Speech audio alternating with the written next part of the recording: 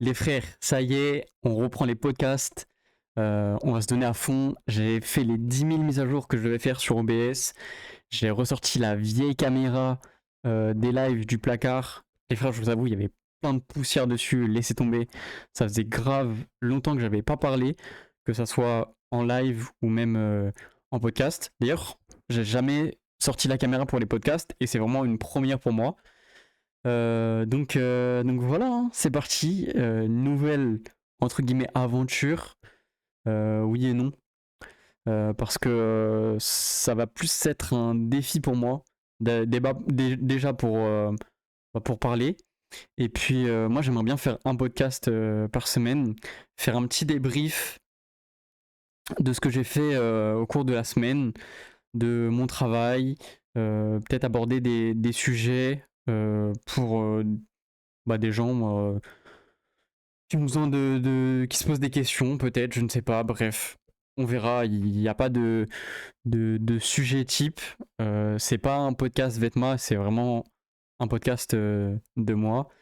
Donc forcément, on va forcément aborder Vetma, mais on va aborder plus des thèmes aussi créatifs, ce que je fais, les vêtements, le graphisme, les rencontres, et moi personnellement. Donc voilà, objectif, un podcast par semaine. Donc ça va me servir à faire un peu le point sur le travail que je fais tout tout au cours de la semaine, pardon. Et ça va me motiver en fait. Ça va me motiver et je vais plus rien faire de mes semaines. Là, je vais vraiment avoir cette obligation, on va dire, de travailler, de faire des choses pour ensuite en parler un petit peu à la fin de la semaine, le week-end, pendant les podcasts. Donc bref, j'espère que vous êtes contents de cette reprise, entre guillemets, parce que je me souviens, il y a peut-être 1 ou 2 ans maintenant, j'avais commencé, j'avais testé en fait les podcasts, donc j'avais sorti 2 épisodes. Euh, Ça m'avait grave vanné au début. Laissez tomber. En vrai, j'ai capté, j'ai fait plein de petites erreurs, des tics de langage, même parler pour moi, c'est quelque chose de très très compliqué. J'ai énormément de mal, j'ai beaucoup de difficultés à communiquer, à parler, etc. Et les podcasts vont me permettre de faire cet effort et probablement aussi ouais, de m'améliorer dans ce domaine-là. Donc, peut-être ça se voit pas totalement encore. Je suis un peu stressé. Ça va pas, ça va peut-être, oula, pardon, ça va peut-être pas être le meilleur podcast que vous allez écouter. C'est pas grave, je vais les améliorer au fil du temps. Et d'ailleurs, si j'ai une tête de con avec une capuche et un casque, c'est normal. J'ai le retour du son dans mon casque comme ça. Si euh, pendant le podcast j'ai trop de tics de langage ou ma phrase elle est pas claire, etc., je pourrais la changer sans trop faire de queue, de montage, etc. D'ailleurs, je compte pas faire de montage, ou en tout cas très peu. Essayer de laisser le plus brut possible. Et puis voilà. Donc ouais, aujourd'hui, épisode 0, je pense, où je vais parler un petit peu de ce qui s'est passé pendant 2 ans. J'ai beaucoup parlé de Vetma, mais j'ai aussi un peu parlé de moi, personnellement, et même artistiquement, ce que je fais, parce qu'il y a plein de trucs que je dis pas. Et, euh, et voilà, je pense que ça peut être intéressant pour certaines personnes, donc c'est parti. Ça va être surtout un exercice pour moi, en fait, ces podcasts-là. Donc c'est parti. On y va, hein. Je suis à bout de souffle déjà. Ça va être un petit peu compliqué de parler avec la cagoule peut-être. Mais ça me tient à cœur de garder la caméra. Bon là c'est pas le meilleur décor, je suis dans ma chambre, il n'y a pas de luminosité, j'ai une vieille lampe dans le fond et c'est tout. Et en vrai de vrai, on s'en fout. Au pire, j'investirai dans une lampe un peu plus tard. Mais je suis vraiment déter là, j'ai vraiment envie de faire un podcast par semaine. Et j'en ai parlé à un pote à moi il y a quelques semaines où je lui avais dit, moi en vrai je suis grave déter de faire un podcast par jour, genre à la fin de la journée, je fais un peu le point sur ce que j'ai fait, et, euh, et en vrai je me dis, ça va vraiment être difficile. Viens d'abord on essaye une semaine, et après on verra. Peut-être je vais me chauffer au cours de l'année, je vais faire pendant un mois où je vais faire un podcast par jour. Bref, on verra. Là, c'est vraiment, je vois loin, donc bon, on verra au fil des années. Mais ouais, il y a plein de trucs qui sont passés en 2 ans.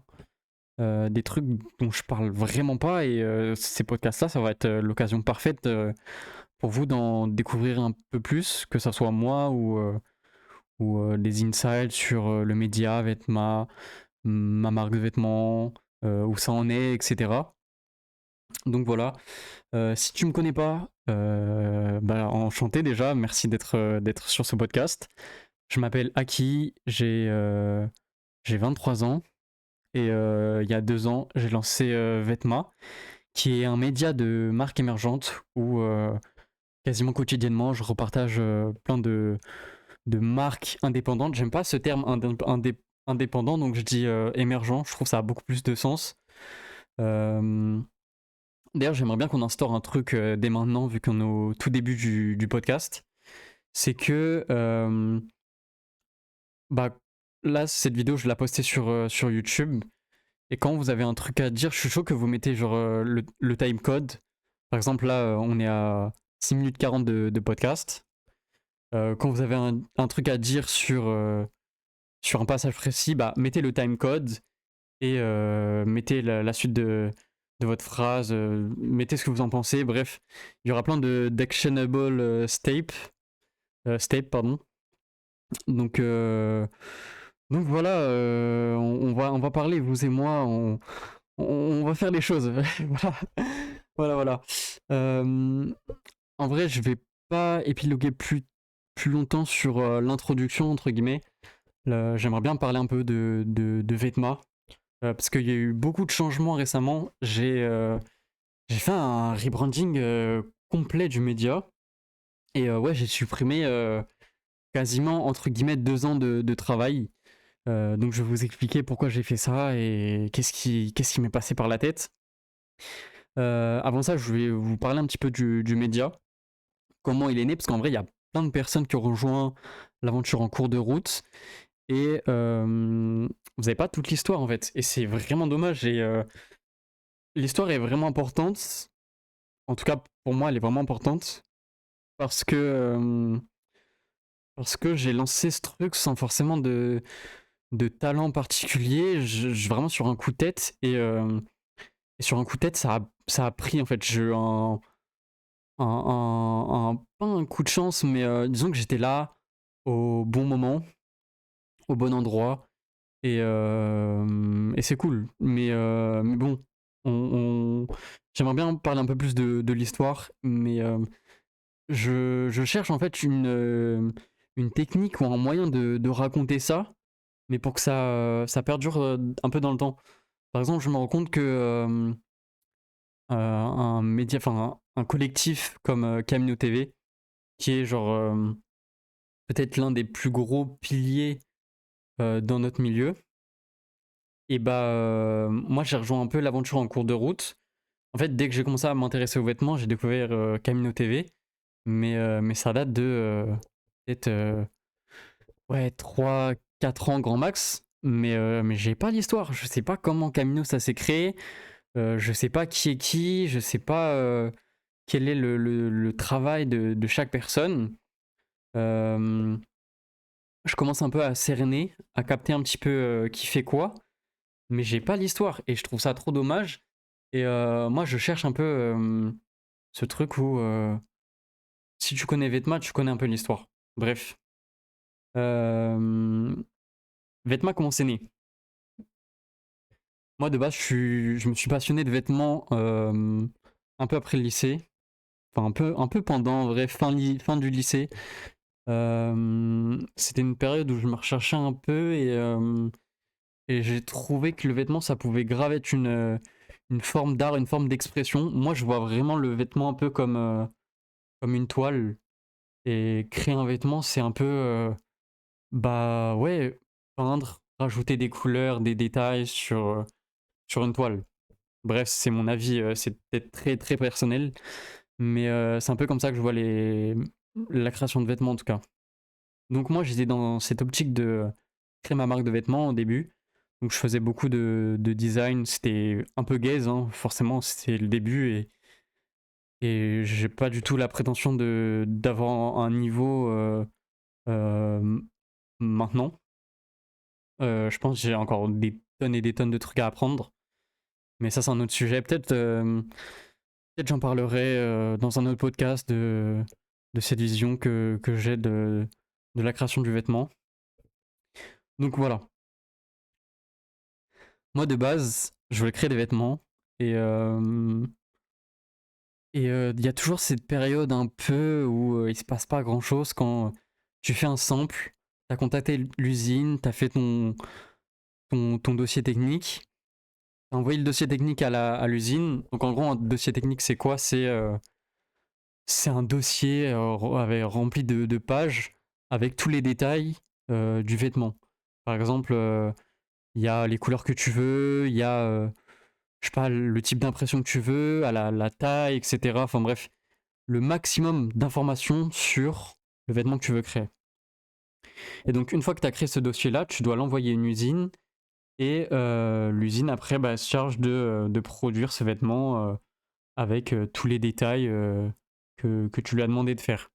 Bon, c'est, c'est rarement réussi du premier coup, il y a toujours des petits détails à revoir, mais c'est une période plutôt longue parce que quand on voit ce dossier technique, tu reçois pas ton produit genre une semaine après. C'est un peu plus long, ça peut durer entre 2 et 4 semaines. Et donc il y a toujours cette période-là où bah, parfois tu parles à l'usine, elle va te poser des questions sur certaines choses, mais en soi il se passe pas grand-chose quoi. T'as pas grand-chose à faire.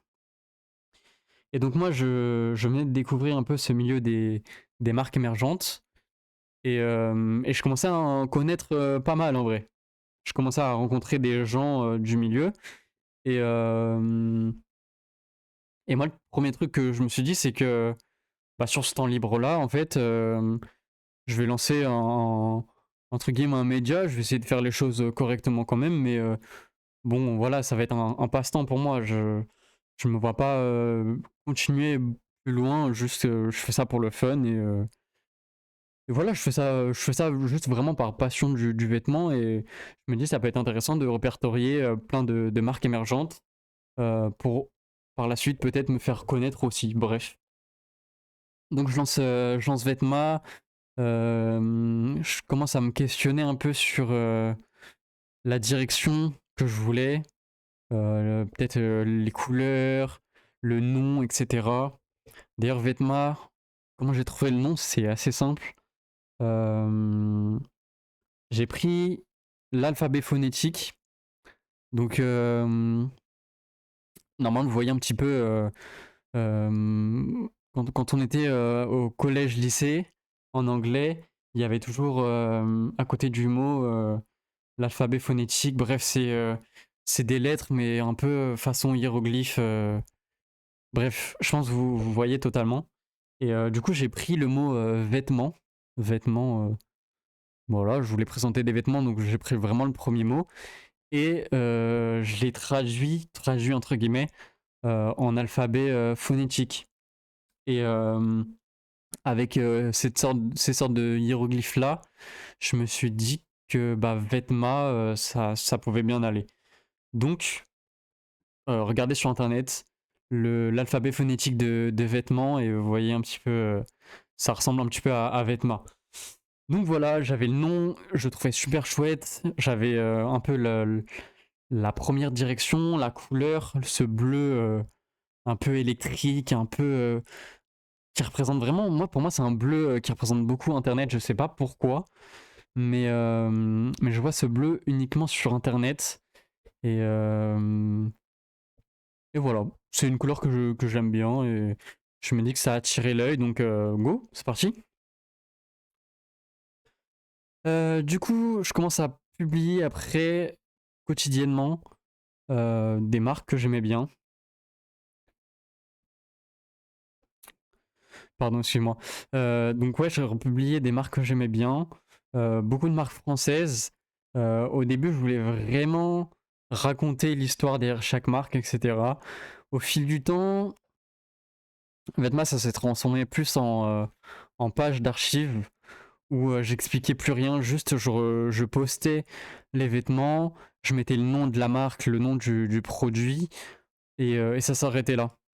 Mais en fait, pour moi, le vêtement, il parlait de lui-même et il n'y avait pas besoin d'en dire plus. Et si vraiment tu étais intéressé, bah, la marque, elle le faisait très bien, quoi. Donc, au fur et à mesure du temps, Vetma, c'est devenu un peu une page d'archives où je republiais des produits de marque de vêtements. Et c'était généralement des photos à plat, un peu la méta des marques émergentes. Vous posez le vêtement à plat sur un sol en béton simple, uni, et vous avez une photo parfaite. Et on voit le produit, on le voit correctement, etc. Et, je, et je trouvais que ça faisait un beau feed de mettre plein de vêtements comme ça à plat. Et ça a plutôt bien marché. Et sans m'en rendre compte, en fait, Vetma, ça prend de l'ampleur hyper rapidement. Je crois en à peine une semaine, j'avais déjà plus de 1000 abonnés sur Twitter. Donc ça allait super vite. J'ai eu le soutien de grosses marques aussi. Donc Esso d'Avril Supply. Et enfin d'Avril tout court. Hein, d'Avril, la personne derrière d'Avril Supply est Divin by Divin. Et c'est au même moment aussi où il y a eu les NEET émotions de Forever Vacation. Donc j'ai eu le soutien aussi de Flub, hein, on peut le dire. Donc c'est deux marques, deux acteurs principaux de notre milieu. C'est ceux qui font actuellement pour moi le plus bouger les choses. Donc j'ai eu le soutien de gros acteurs de notre milieu et ça m'a donné de la force dès le départ. Donc c'est pour ça que je dis que j'étais là au bon endroit, au bon moment. C'est que les médias de marques émergentes, il n'y en avait pas du tout en France en tout cas. Et ouais, je sais pas, j'ai eu la bonne idée, le bon filon et ça a bien marché dès le début quoi. Donc voilà, il y a un peu ce facteur chance, je trouve, même si j'aime pas trop dire ça parce que il y a eu du travail et de la recherche quand même. Enfin bref. Je suis un peu essoufflé, la cagoule, elle me tue là, elle me fout droit. Bref, c'est pas grave, je vais essayer de reprendre ma respiration tranquillement. Je vais peut-être me calmer, peut-être je parle un peu vite, je me rends pas forcément compte. D'ailleurs, dites-moi, mettez le timecode sur ce que vous en pensez actuellement en 20 minutes, ce que vous en pensez, si je parle trop vite, si c'est trop long, si je m'embrouille dans les mots, dites-moi ce que vous en pensez. Et c'est parti, on va continuer. Hein. Donc, avec moi, ça prenait bien, que ça soit sur Insta ou sur Twitter. J'ai commencé à voir les premiers posts Insta qui sont partis dans l'Explorer. Donc en gros, vous voyez, il y a une partie sur Instagram où c'est l'Explorer, où vous voyez un peu les marques dont vous n'êtes pas abonné, mais qui peut potentiellement vous plaire. Donc très vite, Instagram mettait mes publications dans l'Explorer et je gagnais beaucoup d'abonnés comme ça. Moi, c'était cool. Moi, je kiffais. Mais au bout d'un moment, je me dis, ok, vas-y, c'est cool, mais j'ai envie de faire un peu plus en vrai.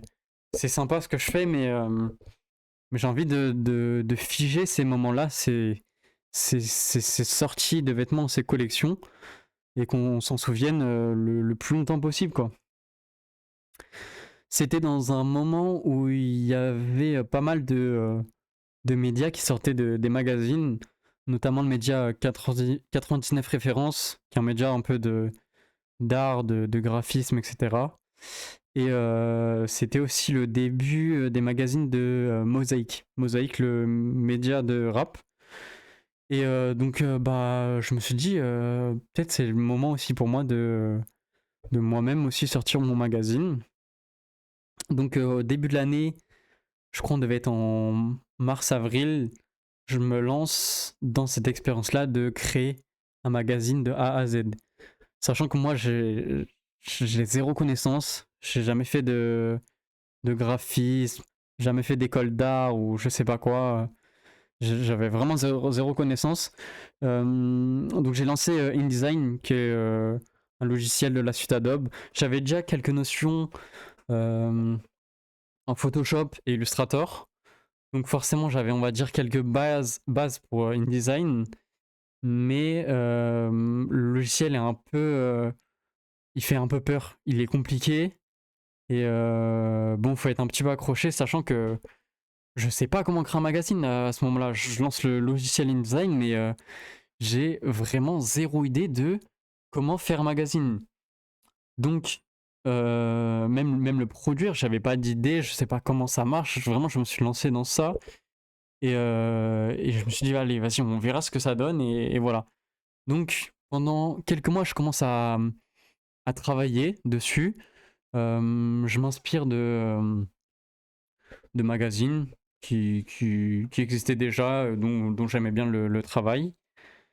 Et au bout de peut-être 2 mois, 2, 3 mois, bah, je commence à me présenter un peu mon travail à des collègues et je me rends compte que bah, c'est pas beau en fait, c'est pas bien, c'est pas esthétique. Bon, ok, le texte il est cool, etc. Mais globalement, ça me plaisait pas trop.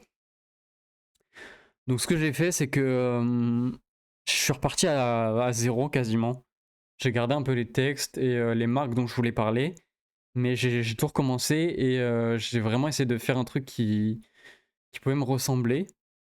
Et, euh, et au fur et à mesure de faire mes pages, je commençais un peu à trouver une direction et un truc qui me plaisait. Donc hyper cool, le magazine, j'arrive à le finir plusieurs mois après. Donc je vous ai dit que j'avais commencé le magazine, la création du magazine en mars-avril. Et il était fini en septembre, octobre, je crois, de la même année. Donc bon, plus de 6 mois pour créer ce magazine-là. Donc bah, comme je vous dis, je suis vraiment parti de pas de rien, parce que j'aime pas dire je pars de rien, mais j'avais vraiment zéro connaissance dans la création de magazine. Donc c'était vraiment un vrai défi pour moi. Et petite parenthèse, moi je suis dyslexique et je suis dysorthographique. Donc, bref, peut-être je ferai un podcast sur ça. Mettez le timecode et dites-moi si ça vous intéresse que je parle de ces problèmes-là. Peut-être ça peut aider certaines personnes. Donc, donc ouais, c'est vraiment des gros handicaps. J'ai du mal à parler correctement, à bien écrire. Je fais des fautes à chaque mot, mais je me rends pas compte et j'ai beau chercher, j'ai beau essayer d'apprendre, etc. Ça coince souvent.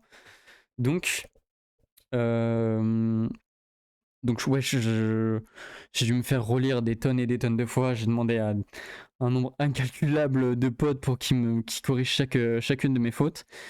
Et, euh, et d'ailleurs, truc un peu particulier que je me suis rendu compte, c'est que, moi j'en parlerai un peu plus tard, mais mes vêtements, je les passais en anglais depuis le rebranding.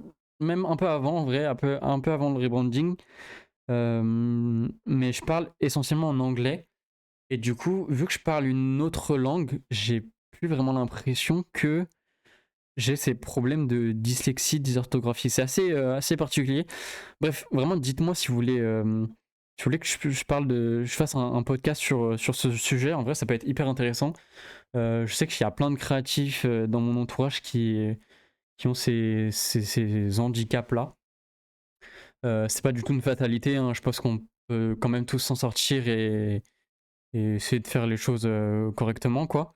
Mais voilà, peut-être je peux donner des petits tips et peut-être aussi mon vécu, mon ressenti sur ça. Bref. Donc magazine fini au mois d'octobre. Je décide bah, du coup de le vendre, hein. C'est parti, hein. C'est pourquoi je l'avais fait. Donc début octobre, je commence à communiquer dessus. Et je crois même début septembre, je commence à communiquer dessus. J'avais même pas entièrement fini le magazine à ce moment-là, je crois. Mais je savais que j'étais sur la fin et qu'il me restait quelques pages à finir. Donc bon, voilà. Je commence à communiquer dessus. Et, et là, je vois que ça prend bien, ça prend de l'ampleur, etc. Et donc moi, je décide de les vendre à 15 €. Donc vraiment, c'est prix ridicule. Sachant que bah, je découvre un peu, je découvre plein de trucs, la logistique, le coût de fabrication, tout ce qui est impôts, URSSAF, etc. Et je me rends compte que waouh, ils me prennent beaucoup d'argent les refs là. Je fais pas beaucoup de marge et pour tout vous dire, pour être franc, je crois, j'avais vendu 400 magazines, donc premier drop, 400 magazines vendus, énorme, genre vraiment incroyable, genre je suis parti de rien, j'arrive à vendre 400 magazines et même les retours des gens étaient plutôt positifs, donc plutôt content. Donc 400 magazines au premier drop, quelques semaines après je fais un restock où je revends 100 magazines, donc en tout 500 magazines vêtements éphémérides vendus, numéro 1. Et je fais peut-être aux alentours de 15 000 € de chiffre d'affaires. Et par contre, je fais peut-être 1000 ou 1500, 2000 € max de bénéfices.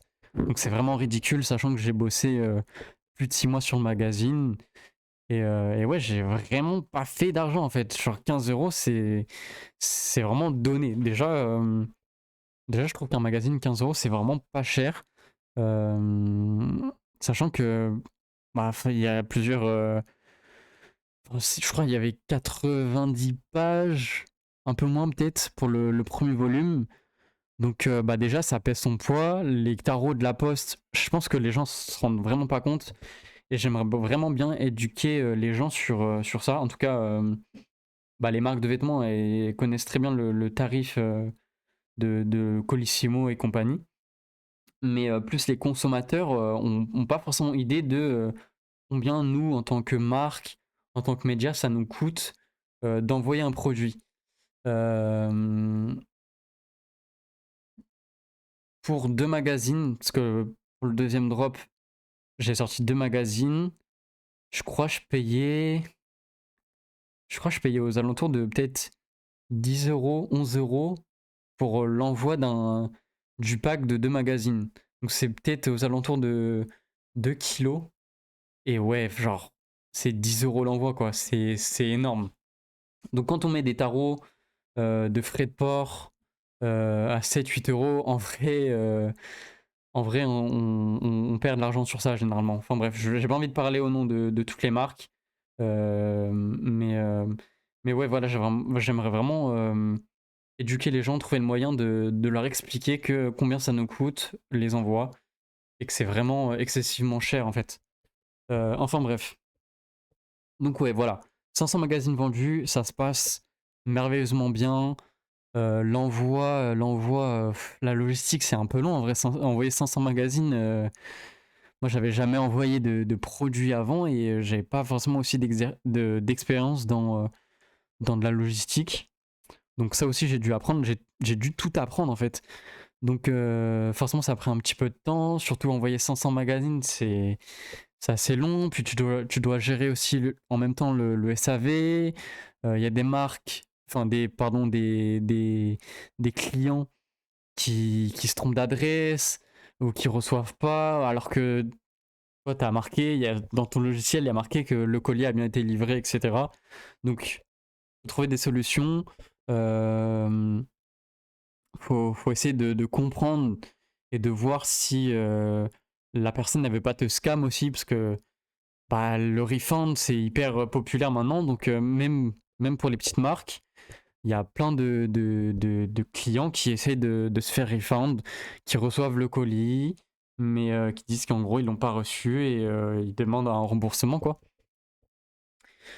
Donc voilà, donc faut se méfier un peu de tout ça et ouais, enfin, c'est un peu compliqué en vrai quand t'as pas de connaissances, que t'es un peu largué dans ce truc-là, faut quand même assurer tes 500 commandes.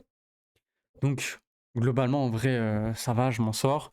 Je me souviens que Mosaïque m'avait pas mal aidé à ce moment-là.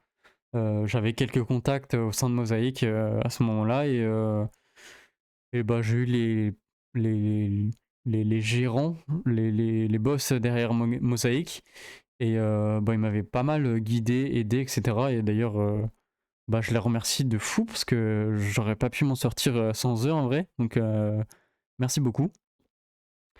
Et après, bah, un peu plus tard, je décide de aussi lancer le deuxième volume de Vêtements éphémérides. Moi, dès le départ, je savais que je voulais faire un magazine en 2 parties parce que, en fait, je voulais pas faire un gros magazine de 200 pages parce que je sais que la personne n'allait pas lire en entier et je trouvais ça plus intéressant de faire 2 parties que une grosse partie énorme, gigantesque et que la personne ne lise pas, quoi. Même si je pense qu'en vrai, bah, les gens ne lisent pas forcément le magazine, enfin, il sert plus de déco, d'archives, et ouais, peut-être les gens regardent plus un peu les images. Moi, je sais que je lisais beaucoup les magazines Mosaïque au début, mais à force, à force, je lisais un peu moins en vrai. Enfin bref, c'est peut-être que moi, je sais pas. D'ailleurs, bah, dites-moi, mettez le timecode là, 30 minutes 40, et dites-moi si vous êtes plus à lire les magazines ou juste que ça sert comme un élément de décoration ou d'archive, je sais pas. Dites-moi ce que vous faites de vêtements éphémérides, ça m'intéresse de fou en vrai. Bref, le temps passe, je travaille. En vrai, j'ai un peu cette pression-là de, ok, faut que j'arrive quand même à faire un deuxième magazine un peu mieux que le premier. Et du coup, j'ai un peu la pression, je vous avoue, pour le deuxième volume. J'ai un peu du retard. Et au lieu de faire 2 parties de 2023, ce que je fais, c'est je fais la première partie, le magazine bleu, ça parle globalement de la première partie de 2023. Et la partie blanche, le volume 2, il parle de la fin 2023 et début 2024. Donc, très cool, il y a des projets hyper intéressants qui sortent en 2024 et je me dis, bah, c'est pas grave, ça fera un magazine plus long en vrai. Et je crois que j'ai rajouté une vingtaine ou une trentaine de pages en plus quand même. Donc, bon, ouais, voilà, c'est cool. Moi, j'ai kiffé ce magazine. J'ai amélioré un peu chaque aspect du premier. J'ai fait plus d'interviews. Je suis allé chercher un peu plus de leaks, de design, enfin pas de design, mais de photos exclusives ou d'infos exclusives. Donc très contente de ce deuxième volume. Euh, je me souviens que c'est à ce moment-là aussi que je rencontre Kemno TV en face à face, quoi, où bah, ils sont intéressés par moi, ils me posent des questions sur le média, comment c'est né, etc. Donc je leur explique un peu tout ce que je vous ai dit dans le podcast. Et je me lie un peu d'amitié avec eux, on peut dire ça, hein. Moi, en tout cas, on continue de se parler assez régulièrement et c'est tellement des personnes en or, en vrai. Je connais pas tout le monde à fond, mais, euh, mais c'est vraiment pas des menteurs, ils sont vraiment pareils en vidéo que dans la vraie vie et ils donnent tellement de la force, ils sont tellement généreux et bref. Peut-être il y a des gens de Camino qui vont écouter ce podcast, je sais pas, mais SO à vous. Je vous kiffe les frères, merci pour tout ce que vous faites. Donc à ce moment-là, je rencontre Camino TV pour l'écriture du deuxième volume. Et bah pareil, bah, il me pose des questions, on fait une petite vidéo qui reposte et il pousse le truc au maximum, quoi. Donc je me souviens dans la soirée, je fais peut-être 100 commandes de plus. Et là, je crois, j'ai toujours un petit stock de magazines. D'ailleurs, les cartons là que vous voyez, j'ai du mal. Comment je fais? Là, voilà. C'est encore des stocks de magazines, donc il me reste plus grand chose en vrai. Mais je crois que là, on a dépassé les 1000 commandes pour ce deuxième drop. Donc pour ce deuxième drop, j'ai ressorti le volume 1 pour tous les gens qui ont rejoint l'aventure en cours de route. Et j'ai sorti le nouveau volume, le volume 2, Vêtements éphémérides partie 2, la version blanche. Et du coup, j'en ai vendu pour 1000 exemplaires en tout, pour les deux. J'avais un peu augmenté le prix, mais pareil, la marge, elle est trop petite. Et je me fais toujours pas d'argent en vrai.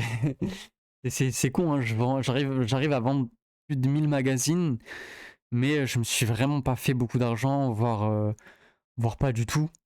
Et c'est vraiment dommage. C'est vraiment compliqué de vendre des magazines en France parce que le coût de la matière première, bah, c'est plutôt cher. Moi, je fabrique. Je crois que les magazines sont fabriqués en Italie. En tout cas, c'est en Europe, ça c'est sûr. Mais ouais, c'est compliqué, c'est cher. Les frais de port aussi, c'est cher. L'URSSAF, ils te prennent quand même pas mal d'argent. Bref, le tout regroupé fait que j'ai vraiment rien gagné. Donc les frères, n'hésitez pas à acheter des magazines, continuez d'acheter des magazines, à donner de la force. Et voilà, hein, moi ce que je voulais, c'est garder un petit peu de stock en plus sur la boutique. Comme ça, j'ai des commandes un peu régulièrement. Tous les jours, j'ai une à deux commandes de magazines. Je les expédie hyper rapidement et je suis hyper content en vrai. Euh, du coup, après ce magazine-là, je me rends compte d'un truc, c'est que vraiment Vetma, ça commence à tourner en rond. C'est vraiment devenu une page d'archives. Et ok, c'est cool, je poste tous les jours des vêtements, mais il n'y a pas d'histoire derrière, je raconte rien. Et je me questionne en vrai sur ce que je veux faire. Est-ce que Vetma, c'est vraiment un média? Enfin, qu'est-ce que c'est? Qu'est-ce que j'ai voulu faire en fait, globalement? Parce que quand j'ai lancé ça, j'ai lancé ça sur un coup de tête et globalement, je n'avais pas d'objectif long terme. Je voulais vraiment faire ça pour le fun. Et, euh, et j'ai quand même mis ma marque de côté, la création de vêtements de côté, alors que bah, c'est ce que je voulais faire de base, quoi. Je me suis rendu compte quand même que Vetma, ça avait beaucoup de potentiel. Et pour notre milieu, en tout cas en France, c'est un bonus de fou malade. Je me dis, si on n'a pas de petits médias comme ça, bah peut-être il y a pas mal de gens qui découvriront pas de petites marques, quoi. Donc je me suis dit, vas-y, quand même, ce genre de médias, c'est quand même hyper important pour notre milieu, notre environnement, et je dois faire un truc avec ça, en fait. Donc bref, je me pose plein de questions sur l'avenir de Vetma, et j'avais déjà un peu comment dire, ce côté un peu quand même sérieux, où je dirais pas que j'étais une référence, vas-y, je vais pas faire le gars ou quoi, mais ah là non, non, ça va me tailler, je le sais. Mais, euh, mais j'ai toujours posté des trucs qui me plaisaient, des trucs sérieux, et je suis pas tombé un peu dans la facilité, que ça soit pour parler des marques qui marchent bien. Vraiment, j'ai posté uniquement que je trouvais intéressant en fait. Euh, donc ça, j'ai gardé ce truc de côté, le côté sérieux de Vetma. Et, euh, et ce truc en vrai, j'ai une commu engagée et il y a un truc à faire, quoi. Donc, j'ai pas mal réfléchi et j'ai un peu trouvé la ligne directrice que je voulais amener à Vetma. Et j'en ai parlé un petit peu autour de moi. J'ai expliqué ce que je voulais faire. Ce que je voulais faire, c'est en gros reprendre tout à zéro, donc supprimer ces 2 années entre guillemets de travail et repartir un peu à zéro et refaire les choses en mieux. J'ai beaucoup de monde qui m'ont dit que c'était pas une bonne idée de tout supprimer, que je devrais le faire un peu plus tard, etc. Mais je me suis dit, vas-y, on va voir ce que ça donne. Je vais repartir entre guillemets à zéro. C'est pas vraiment un départ à zéro parce que j'avais quand même une communauté, quoi. Mais je voulais me lancer ce défi de savoir si je supprimais tout, est-ce que ça allait marcher, continuer de marcher. Donc c'était vraiment ça, ce défi, et je voulais un peu me tester. Donc, février 2025, donc de cette année, je décide de tout supprimer, que ça soit les publications, la photo de profil, tout supprimer.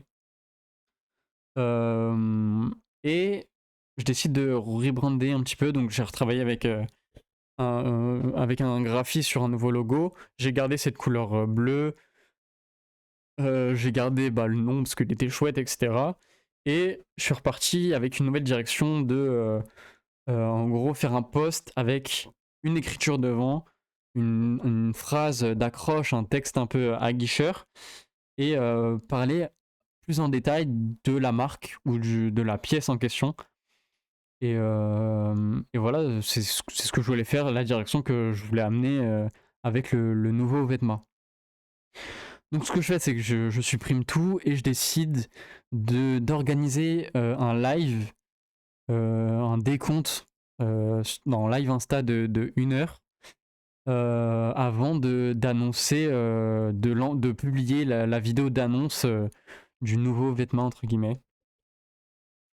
Et là c'était un peu particulier parce que il n'y avait plus rien sur le compte, tout a été supprimé, il restait vraiment que le nom Vetma. Donc je lance le live, un décompte de 1 heure, je crois. Et là, les commentaires du live, hein, ça c'est mais c'est quoi ce compte?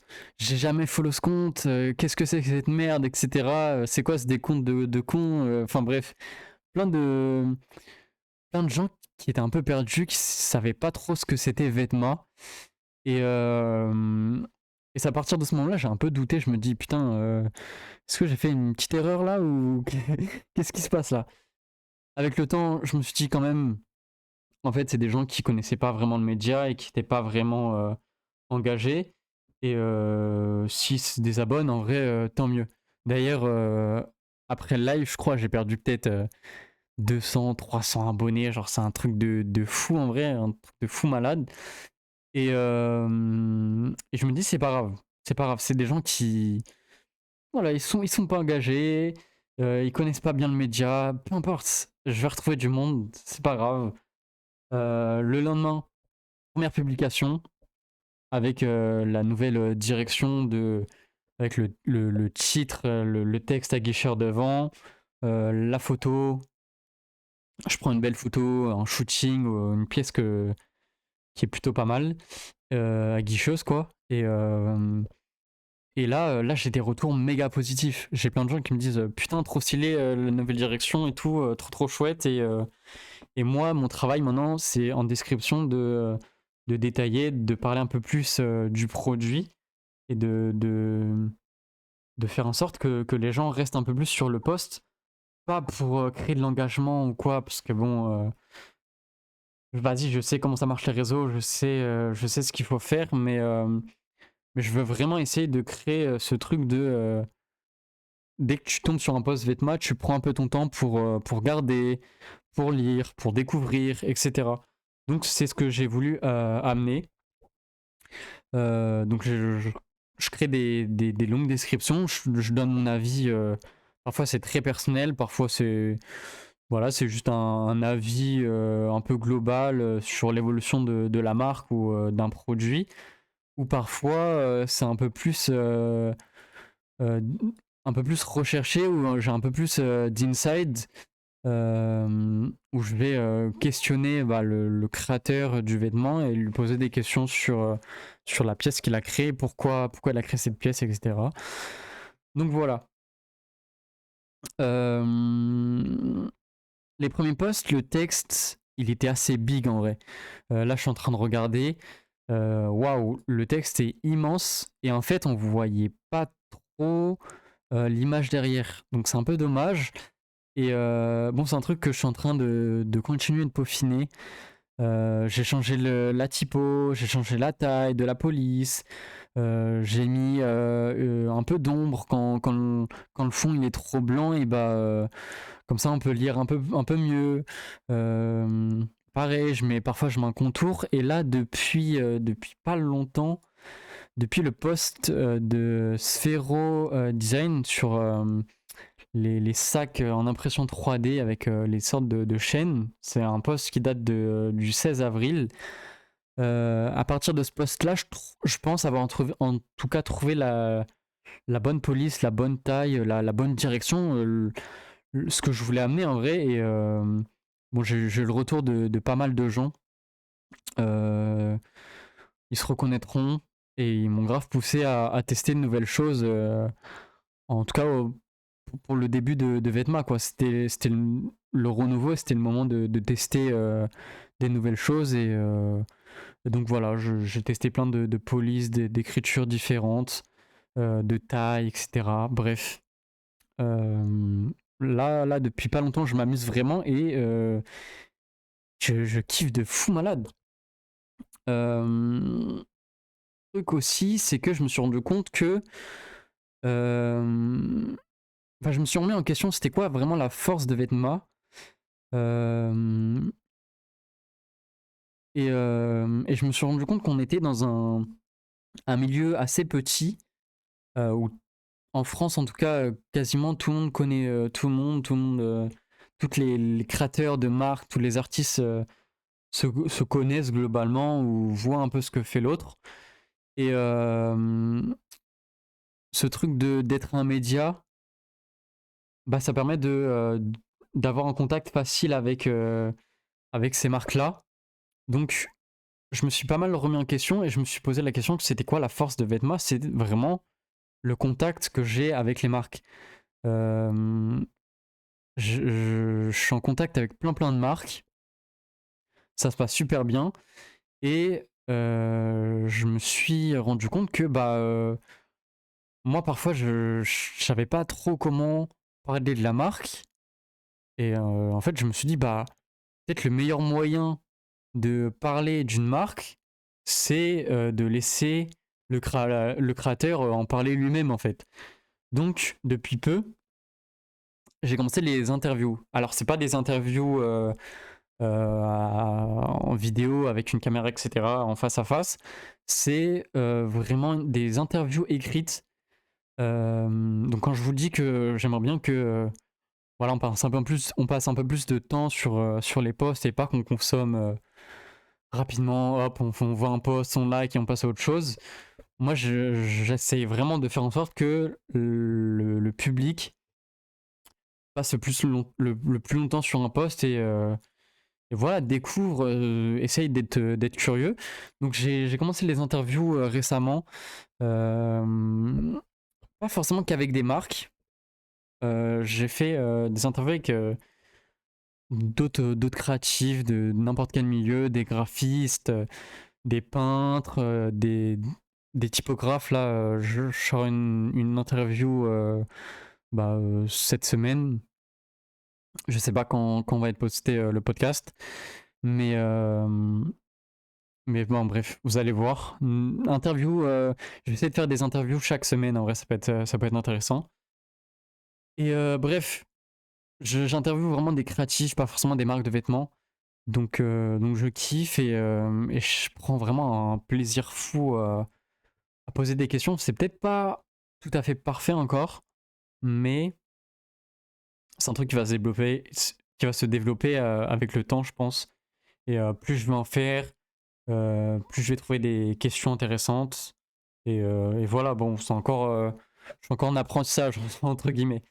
Euh, donc vraiment, je kiffe, et je prends vraiment genre je sais pas, je m'amuse, je contacte les gens que j'aime bien, dont je kiffe le travail. Par exemple, là, j'ai fait une interview avec Youth Dog, qui est un graphiste anglais. Donc j'ai pris contact avec lui, je lui ai envoyé un DM, Je lui ai demandé s'il était chaud qu'on fasse une petite interview écrite, etc. Et c'est vraiment l'un de mes graphistes préférés. Et j'ai vraiment cette chance d'avoir le contact facile, entre guillemets. Bref, ça s'est super bien passé. Et ouais, c'était première interview en anglais où je parlais vraiment à quelqu'un dont j'admirais vraiment le travail. Donc ça me rebooste encore plus. Et voilà, en fait, c'est vraiment ça la force de Vetma, c'est ce contact-là que je peux avoir avec les gens. Donc voilà, les interviews, je vais continuer. Euh, je vais pas lâcher ça parce que c'est vraiment trop intéressant et il y a plein de marques qui parlent pas trop d'eux-mêmes. Donc je vais essayer de faire ça à leur place, entre guillemets, de leur donner la parole en tout cas.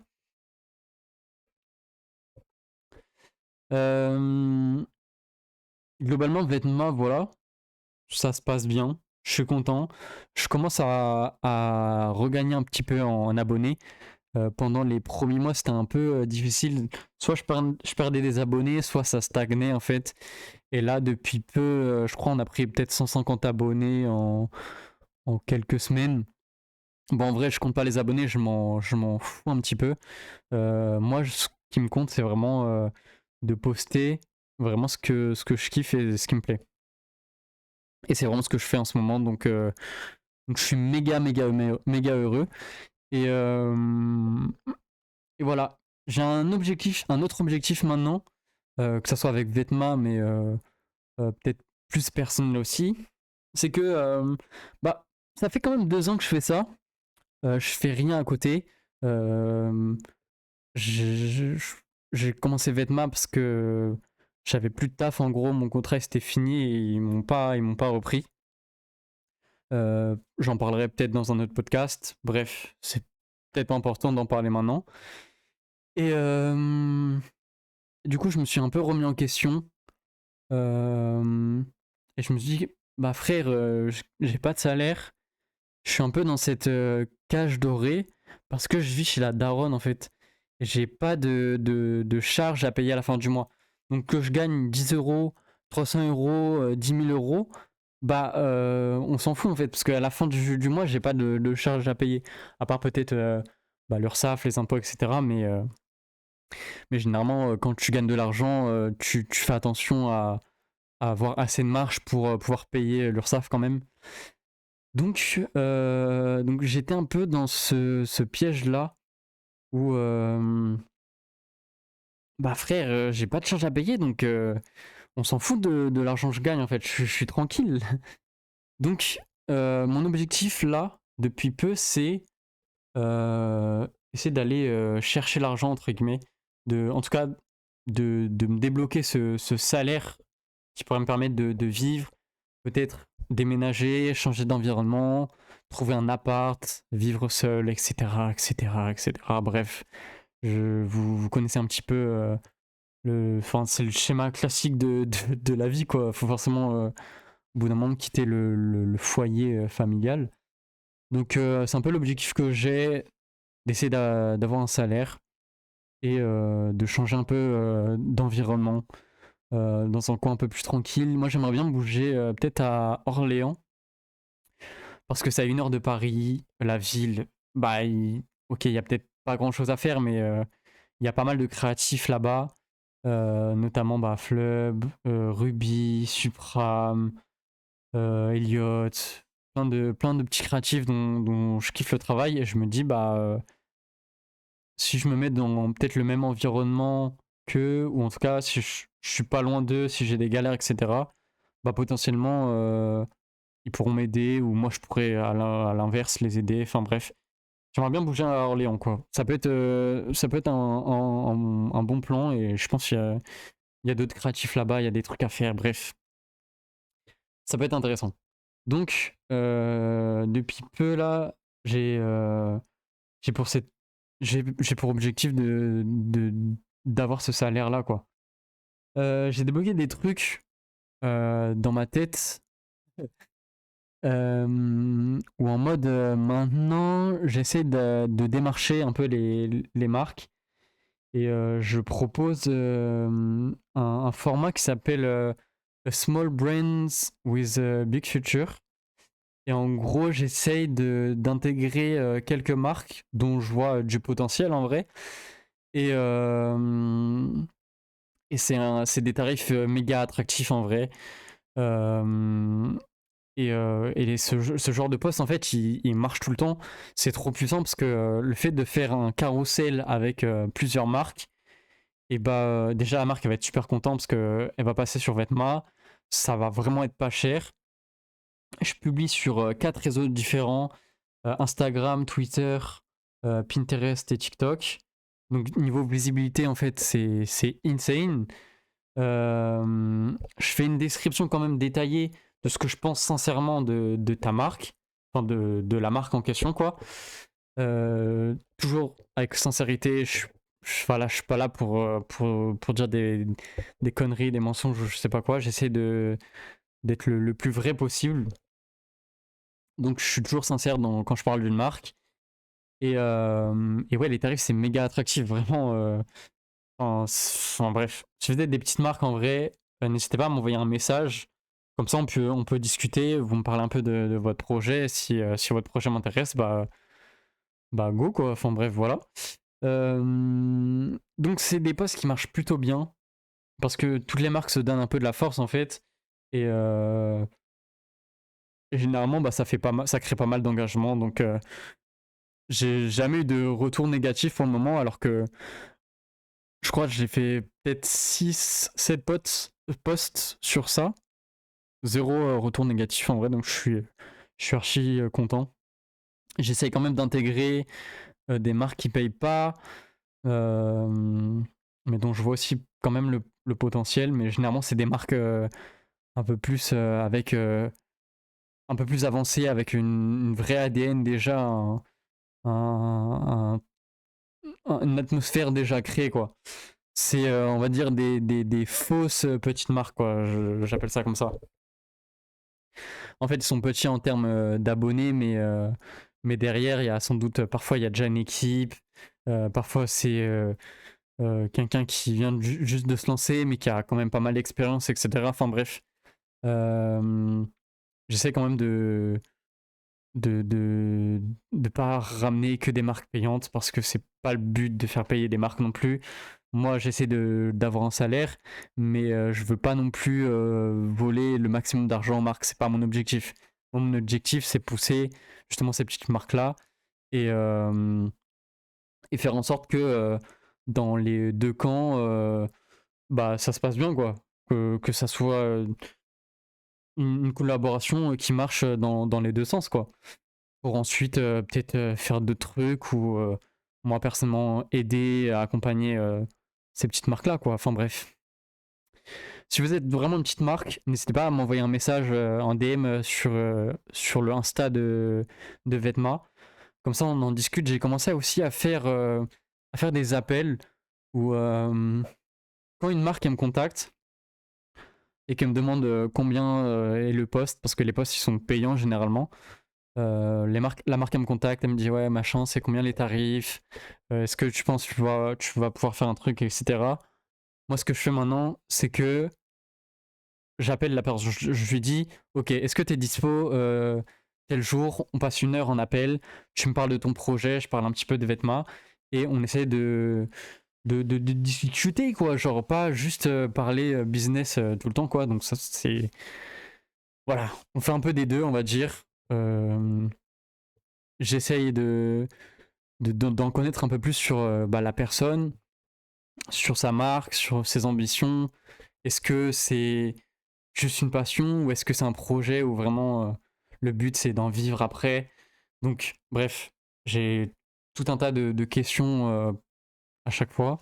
Et ouais, généralement, un appel ça dure 1 heure, 1 heure et demie. Donc, ça peut être du temps où je pourrais travailler sur des projets et gagner de l'argent, mais je me dis ça peut être quand même intéressant. En fait, je prends un peu l'exemple de Camino sur ce point. Euh, Camino, en fait, à chaque fois que je passe, bah, généralement, on a des discussions assez profondes. On parle bah, de notre milieu, enfin, on parle de plein de choses, peu importe. Et en fait, ils prennent le temps de se poser avec toi, de discuter et de parler. Donc je me dis, en fait, moi, je peux essayer de faire ça aussi, parler un petit peu de la marque, de la personne en question. Et voilà, juste on se pose, on discute et après on discute si vraiment c'est vraiment intéressant. Et bah là, je te présenterai mes tarifs. Mais viens, d'abord on parle, on discute et on voit après ce qu'on peut faire.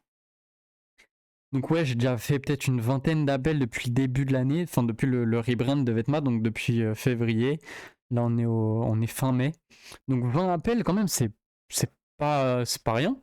Et globalement, ce que je peux dire, c'est que j'ai fait payer peut-être 4-5 marques quoi, sur une vingtaine de personnes. Donc voilà, mon but c'est vraiment pas de gagner, de voler de l'argent. J'essaye vraiment d'atteindre ce salaire-là. Et d'ailleurs, j'essaie de m'organiser. J'ai fait un Notion où je note tous mes objectifs, mes tâches à faire tous les jours. J'ai aussi un tableau de chiffre d'affaires, entre guillemets, où tous les jours, je note le chiffre d'affaires que j'ai fait dans la journée. Et à côté, j'ai une sorte de roue, une barre de progression, en fait, avec le montant restant avant d'atteindre l'objectif. Donc tous les mois, je me fixais un objectif. Et voilà, en fait, ça va m'aider aussi à avoir le salaire à la fin de l'année. Enfin, voilà, quoi, c'est l'objectif, quoi. Donc voilà. Donc voilà ce que ça devient un peu Vetma. Je suis content. En vrai, on est déjà à 1 heure de podcast. Je voulais un peu plus parler du côté perso. Euh, je sais pas si c'est vraiment utile. Euh, Ça va être vraiment un podcast long. Bon, au pire, c'est l'épisode 0, donc ça va être un podcast long.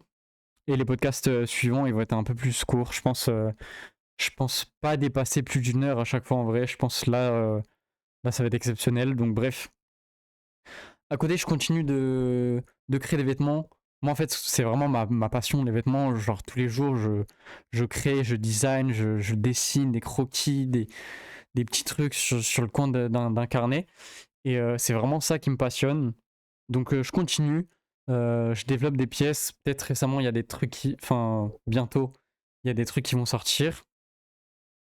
J'ai bossé avec pas mal de monde sur une campagne vidéo, un truc plutôt cool, donc ça devrait sortir. Et, euh, et voilà, hein. Genre des vêtements bientôt, je pense. Ce que j'ai commencé à faire, c'est le graphisme, entre guillemets. Je me suis un peu lancé dans ça. C'était un peu un défi aussi, mais plus un échappatoire aussi. Le moyen de poser mes idées, de me détendre, de me relaxer. Et ce que j'ai commencé à faire, c'est bosser un peu sur ce qu'on appelle des mixés de médias. Mixer plusieurs médias, quoi. Le papier, les logiciels comme Photoshop, le crayon, le stylo, découpage, imprimante, scan, bref, regrouper plein de médias, de médiums différents pour créer de l'art. Et j'ai commencé comme ça, hein, à créer des petites animations. Bah justement, je m'étais un peu inspiré de YouDog. YouDog, ce qu'il faisait, c'est il y a certains de ces animations où c'est des rechargements d'armes de Call of Duty. Moi, c'est un jeu qui me passionne. Je suis grave nostalgique de cette période-là et je continue même de jouer à des codes à l'heure actuelle, quoi. Donc, bon, je kiffe vraiment ce jeu. Et d'ailleurs, n'hésitez pas à me dire, mettez le timecode et dites-moi c'est quoi votre code préféré, là, qu'on discute un petit peu. Bref. Du coup, lui, ce qu'il faisait, c'était des animations de rechargement d'armes, de code, de BO2, de MW2, MW3, etc. Bref, j'ai un peu repris cette idée-là, où moi, ce que je faisais, j'allais en mode zombie sur Black Ops 3. Kino der Toten, Ville, ce genre de map là. Où ce que je faisais, c'est que je prenais une arme que j'aimais bien, je faisais l'action de rechargement d'armes et j'exportais la vidéo, je faisais une animation, j'imprimais frame par frame l'animation en fait. Et après, bah, je gribouillais, je faisais des modifs, des découpages, etc. Et c'est un peu comme ça que j'ai commencé le graphisme, entre guillemets. Donc c'est un truc qui me plaît de fou. J'ai peut-être pas forcément le temps d'en faire tout le temps, mais là récemment, enfin, ça date un petit peu quand même maintenant. Il y a quelques mois, je me suis vraiment amusé où j'essayais de sortir un truc tous les jours. Donc voilà, j'ai testé plein de trucs, la peinture, le tag sur des vêtements, bref, j'essaye d'être un artiste en soi, développer ma créativité, etc. Et globalement, je suis assez content, j'aime bien ce que je fais, je découvre plein de trucs, j'apprends plein de trucs. Et, euh, et dans tout le cas, en fait, ça va me permettre de développer ma vision pour plein de trucs, pour des vêtements, enfin, là, c'est un peu l'histoire d'une vie, quoi. Améliorer ses compétences pour faire des trucs enfin, améliorer des compétences pour faire des trucs, proposer des trucs toujours aussi intéressants, quoi. Donc voilà niveau graphisme et niveau création de vêtements. De mon côté un peu plus perso, j'ai fait pas mal de rencontres. Donc comme j'ai dit, je faisais pas mal d'appels avec Vetma pour discuter avec des marques. Mais quand c'est pas des marques, euh, quand c'est vraiment des créatifs que j'aime bien, j'essaie de les rencontrer en physique. On se donne rendez-vous sur Paris généralement et on discute pendant 1 heure, 2 heures, 4 heures, 5 heures, bref, on passe la journée parfois. Et ça m'aide aussi. J'ai débloqué plein de trucs, sachant que je suis vraiment méga introverti. On dirait pas comme ça, peut-être. Méga introverti, méga timide. Peut-être même, je fais de l'anxiété sociale. Quand il y a trop de monde, que je suis pas à l'aise, je suis vraiment pas bien, je commence à devenir tout rouge, je commence à stresser, etc. Donc, je ferai peut-être un podcast sur ça.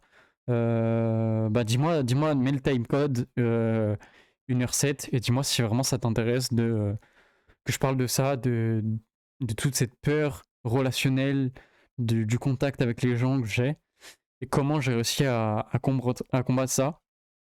Euh, je me suis rendu compte que récemment j'avais pas mal évolué sur ça parce que c'était à la sortie du cinéma. Parce que Mocovel, c'est une marque qui est en gros qui met un terme à leur marque et ils ont sorti un documentaire et en gros c'est passé au cinéma. Donc on était tous invités là-bas et il y avait plein de créatifs et j'ai rencontré du monde en soi. Et j'ai un pote d'un pote qui m'a dit putain frère, moi j'ai trop du mal à interagir avec les gens, je suis trop timide, etc. Toi on dirait vraiment t'es trop à l'aise et tout. Et, euh, et waouh, je me suis vraiment pas rendu compte de ça, du travail que j'avais fait sur moi-même pour faciliter l'interaction avec tous ces gens. J'ai plein de petits tips. Euh, Vraiment, je pense que je vais faire un podcast sur ça parce que ça peut aider plein de gens aussi. Et, euh, et bah, ces personnes en question, c'était moi il y a 2 ans, quoi.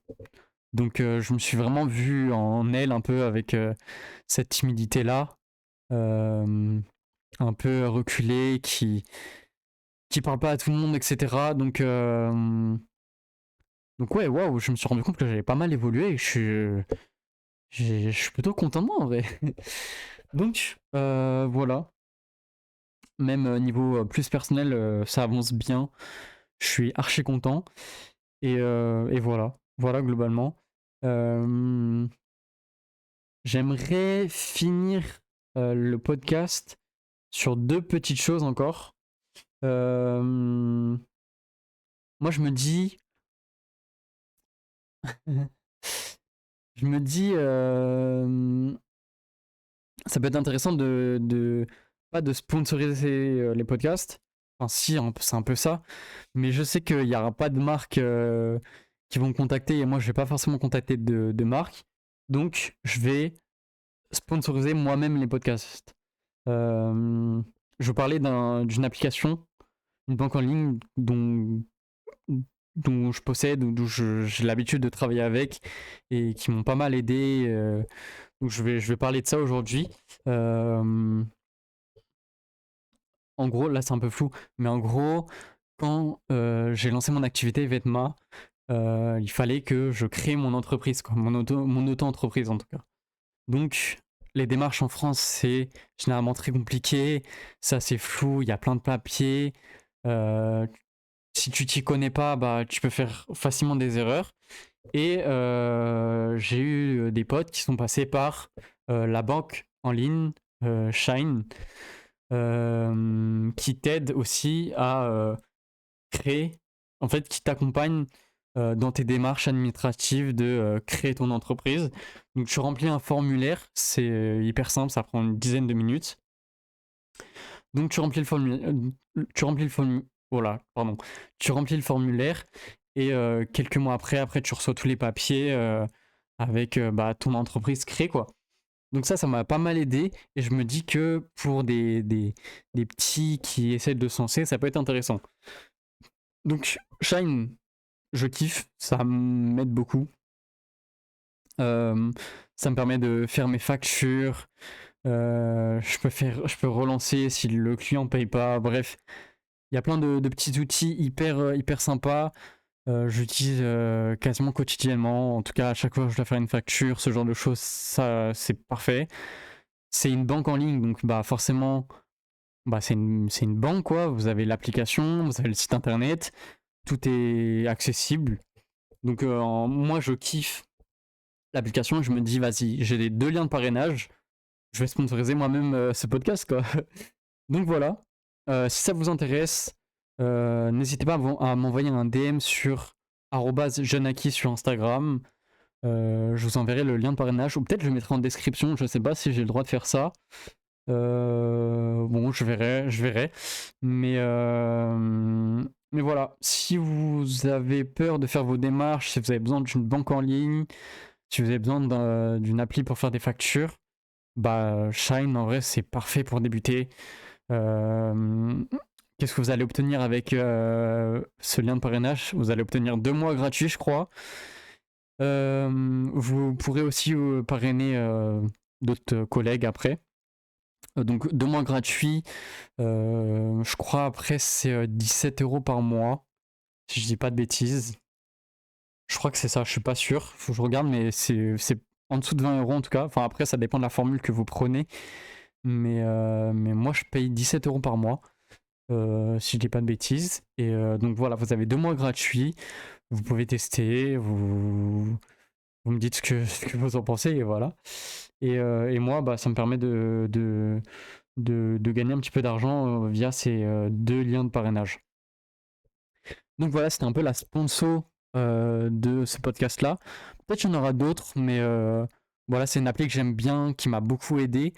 Donc je me devais de parler de ça, mais peut-être plus tard, je ferai des sponsors un peu plus perso, peut-être relancer la vente de magazines avec un code promo, des vêtements, peut-être une sortie exclusive en avant-première, ce genre de choses. Bref, voilà. Donc, suivez les podcasts, ça peut être vraiment intéressant si vous voulez des leaks, des exclus, etc. Et dernier truc avant de finir ce podcast, j'aimerais bien faire des recommandations de la semaine un petit peu.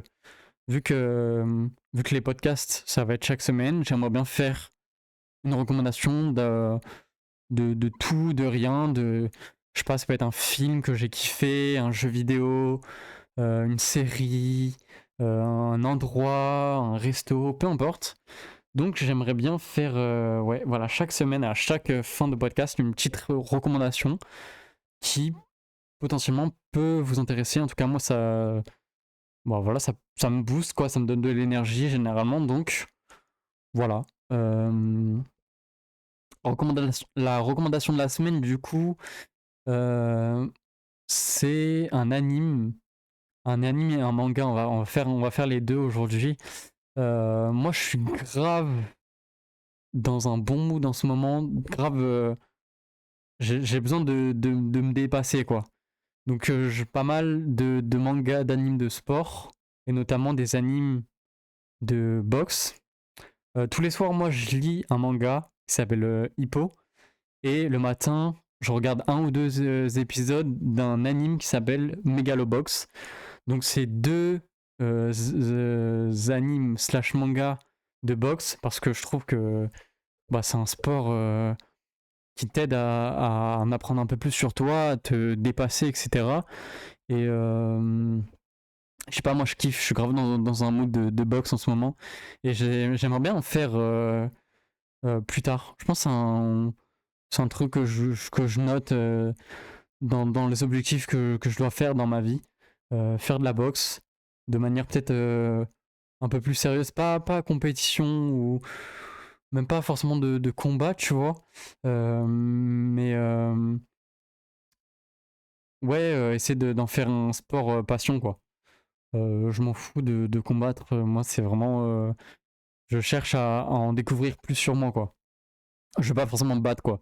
Ça m'intéresse pas.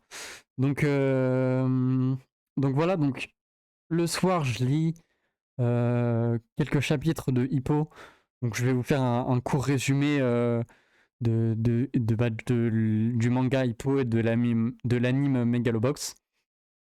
En gros, Hippo, c'est un garçon qui se faisait beaucoup harceler à l'école.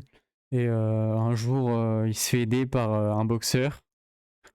Il se prend un peu de, de comment dire, il découvre un peu la boxe, cet univers-là, ça l'intéresse un petit peu. Et en fait, le point fort de Hippo, c'est que pendant toute sa scolarité, le soir, il aidait sa daronne à porter des trucs méga lourds. Donc, Hippo, en fait, c'est un mec hyper baraque, hyper musclé, et en fait, il a grave du potentiel pour de la boxe, quoi. Il s'en rend pas compte parce que bah, c'est grave un mec timide, qui a pas confiance en lui, mais il est méga chaud. Donc, il va découvrir la boxe, il va rencontrer du monde, il va prendre confiance en lui, et il va commencer à faire des combats et en apprendre un peu plus sur lui, et c'est grave prenant. C'est un manga, donc quand c'est un anime, tu ressens vraiment les actions. Il y a la musique, chaque détail, les ralentis, machin. Mais je ressens grave ce truc-là alors que c'est un manga et que je le lis, quoi. Je ressens chaque coup, chaque vibration, chaque mouvement. Euh, parfois, je sais pas, le combat il se finit. C'est un combat grave serré, frère. Je suis trop heureux, frère. Je suis trop content. Ça me remotive à fond. Et donc je me dis, voilà, si tu kiffes un peu la boxe ou même si les animes, les mangas de sport, ça t'intéresse, moi je te recommande Hippo. Euh, il y a pas mal de mangas en vrai. Donc voilà, essaye, achète un ou deux mangas, prends ton temps, kiffe. Et si jamais tu veux quand même en savoir un peu plus sur la boxe ou cet univers-là, je te recommande du coup aussi Megalobox. Alors c'est un peu plus bon, je dirais pas qu'on est dans un monde cyberpunk, mais en gros, c'est des combats de boxe avec des exosquelettes, donc c'est un peu plus futuriste déjà. Et bah, le personnage principal, il s'appelle Joe. C'est un peu bah, pour les gens qui ont joué à Cyberpunk 2077, Joe, on peut le comparer à un nomade. Donc, il est en dehors de la ville, il est même pas considéré comme un vrai citoyen. Et un jour, il y a une dame qui annonce un grand tournoi de boxe qui s'appelle le Megalomania, je crois. Et chaque citoyen peut participer. Et voilà, donc il va essayer de trouver le moyen de participer à cette compétition, alors que bah, de base, il n'est pas citoyen, il n'est pas dans l'autorisation de participer. Euh, Donc bon, je vous spoil pas trop, mais il arrive quand même à participer et je trouve la patte artistique hyper intéressante. On reconnaît bien les coups de crayon dans l'animation, c'est très joli. C'est peut-être moins spectaculaire, mais l'histoire elle est un peu plus sérieuse déjà. Et, et je sais pas, c'est un anime, donc c'est plus facile, on va dire, à suivre. En tout cas, si t'es pas un lecteur de manga, si tu kiffes pas trop ça. Donc voilà, c'est ce qui me motive à fond en ce moment, c'est la boxe. Donc voilà, je te recommande Megalobox pour l'anime. Je crois qu'il y a une nouvelle saison qui est sortie il y a pas longtemps. Et Hippo pour le manga. Après, je sais qu'il y a l'anime aussi, donc si vraiment t'es plus regarder un anime, vas-y, enfonce. Mais moi, je te recommande de lire Hippo en tout cas. En tout cas, c'est ce que j'ai fait. Donc voilà. C'est ce qui me motive. Bon, je l'ai déjà dit, mais moi, j'essaie de. Par exemple, j'ai un Notion là où j'ai un peu ma routine où je note chaque tâche que je dois faire le matin, mais les trucs que je fais régulièrement en fait tous les jours. Donc bah ça va être faire son lit, checker ses mails, méditer, faire du sport, lire. Donc c'est globalement les 5 choses que je dois faire tous les jours pour essayer d'avoir entre guillemets un semblant, pardon, un semblant de discipline quoi. Voilà. Donc ça m'aide un petit peu. Et, euh, et voilà. Et voilà, voilà. Podcast fini, je pense. Donc 1h21. Je vous avoue, je savais pas que ça allait être aussi long. Je suis plutôt content. Dites-moi ce que vous en pensez. Notez le timecode et dites-moi si vous trouvez le podcast trop long, si vous le trouvez trop court, si vous voulez que j'aborde d'autres thèmes, d'autres sujets, si vous avez des idées pareil de podcasts pour plus tard. N'hésitez pas à me dire tout ce que vous en pensez. Et, et voilà, donc normalement je poste ça sur YouTube. J'essaie de poster sur toutes les plateformes de streaming Spotify, Deezer, Apple Podcasts, etc. Donc voilà, je sais pas quand est-ce que je vais sortir ce podcast, mais merci à vous en tout cas d'avoir été là jusqu'à la fin. Merci beaucoup. Moi je vous dis à la semaine prochaine. Et voilà, hein, frère, je suis hyper content. Hein. Merci. Je trouve que j'ai beaucoup parlé et ça va me permettre de pas mal gamberger. Ça va me permettre aussi d'archiver tout ça, tous ces moments.